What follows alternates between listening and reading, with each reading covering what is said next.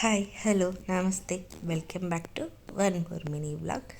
ఈ వీడియో ఏంటంటే ఈ మధ్యలో నేను ఇడ్లీ ఎన్ని టైమ్స్ ట్రై చేసినా సరే మెత్తగా అస్సలు రావట్లేదు. సో దీని రీజన్స్ ఏంటి అని నేను యూట్యూబ్ చూశాను.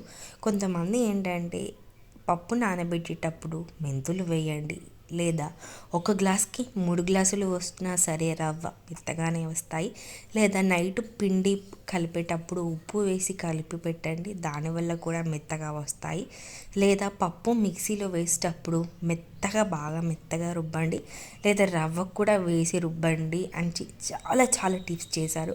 నేను అవన్నీ ట్రై చేసి మెత్తగా పట్టినా సరే పిండి నాకైతే తెల్లారి చూస్తే అసలు కొంచెం అంటే కొంచెం కూడా పొంగలేదు. నేను ఎలా అయితే పిండి కలిపి ఉంచానో అలానే ఉంది. సో మీకేమైనా కారణాలు తెలిస్తే చెప్పండి, లేదా టిప్స్ కూడా నాతో